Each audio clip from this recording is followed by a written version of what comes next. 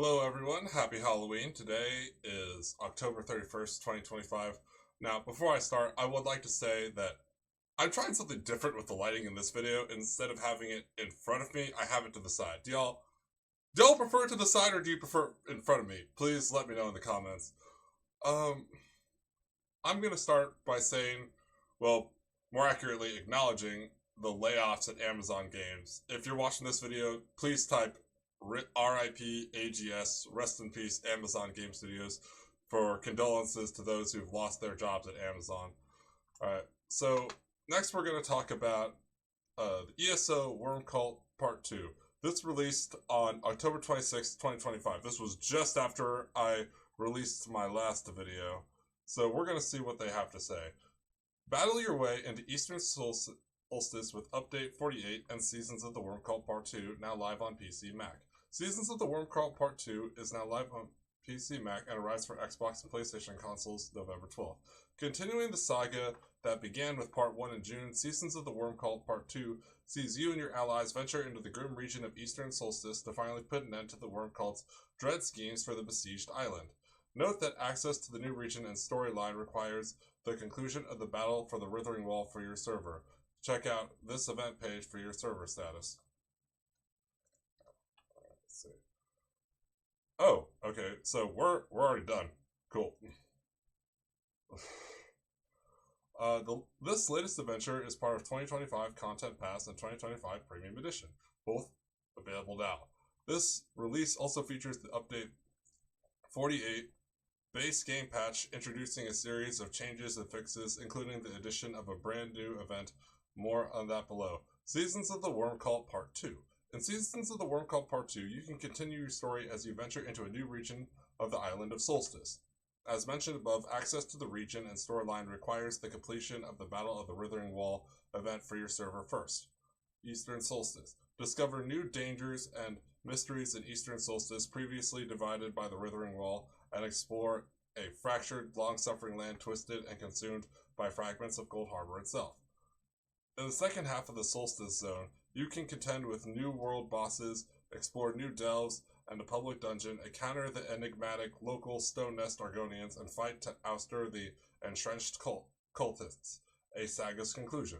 The wall has fallen and the Stirk Fellowship marches eastward. Help your allies strike at the heart of the cult's operations on Solstice in the concluding quest line in the Seasons of the Worm Cult saga. Note that to unlock the full story quest line, the Seasons of the Worm Cult Part 1 main quest and the Crossing the Wall story quest must be completed first. Dread rewards. As you delve deeper into Eastern Solstice and uncover its myriad dangers and mysteries, you'll unlock a host of new rewards. These include new item sets, collectibles such as the Scythe Knight outfit style, the Eminent Sloth Serpent, and more. Purchase details. Access to Seasons of the Worm Cult Part 2 is included in 2 editions of the game, the 2025 Content Pass and Premium Edition. Both editions are available for purchase now and feature a whole year's worth of adventure, including Fallen Banner, Seasons of the Worm Cult Part 1, Feast of Shadows, access to the Withering Wall event, Seasons of the Worm Cult Part 2, a unique mount, pet, and memento. In addition to the above, the 2025 Premium Edition also includes access to the game and all of ESO's previous chapters. For a full breakdown of everything included in both editions, visit the Content Pass page.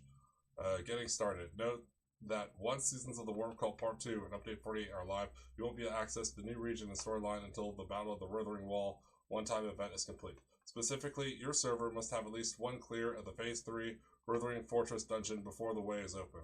Check the official page to see your service bar, because we have that already for on PCNA. Once access to Eastern Solstice and Seasons of the Worm Cult Part 2 is open, you can continue your adventures in the following ways. Venture east. Once the wall has fallen, simply venture east to begin exploring the second half of the Solstice Zone. The first way shrine you'll encounter on your journey is the Grand Juncture Passway Shrine, but you'll need to find it and unlock it first.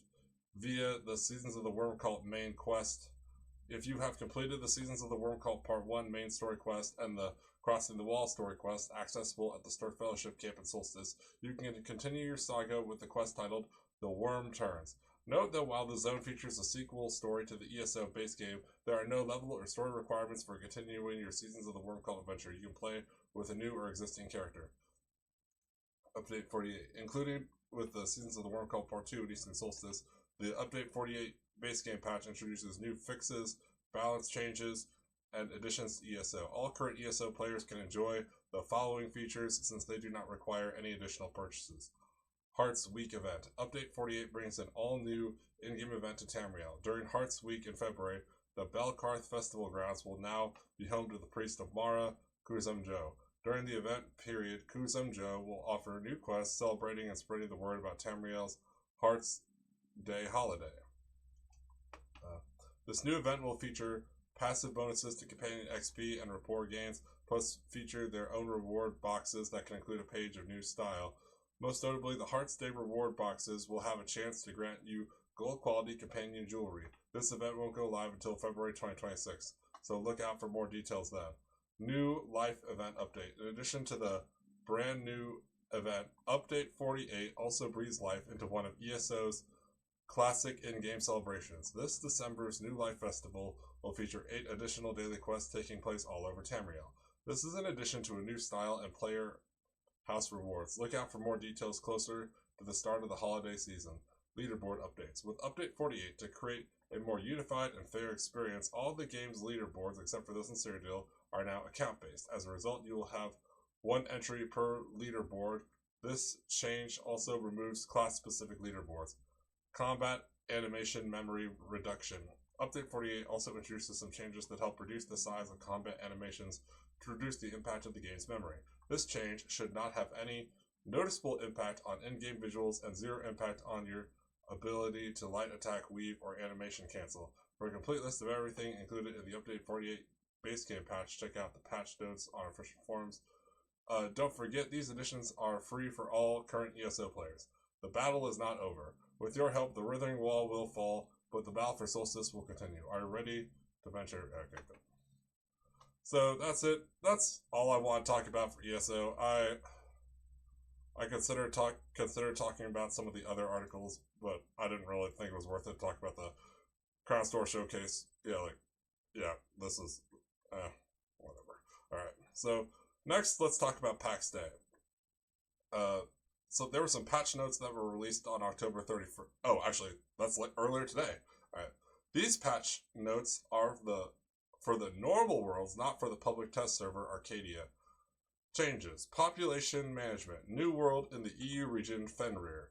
Change in the brackets of the population indicator to be more accurate. The high range was too wide. Audio. Added new Inquisitor grunts. Resources. Adult beech trees now have a hardness of 1 and are choppable by the bronze axe. Localization updated. Game Pass added a step before entering the lobby to notify Game Pass players about their Microsoft account linking and to see PAX Day's terms of service. Fixes. Audio. Fixed an issue where the beehive sound was too loud when many of them were placed together. Visual effects. Fixed an issue where ground effects were not being properly cleaned up and could result in the effect replaying for all characters in range when triggered. This was purely visual. Resources. Low-tier corrupt boars now correctly drop the corrupt animal faction relics. UI. Fixed an issue where the stamina bar would flash red post-death. Crafting. Crafting XP is now correctly displayed with subscription and correctly reflected in journal. Character. Fixed an issue where undergarments were not visible in specific... alright.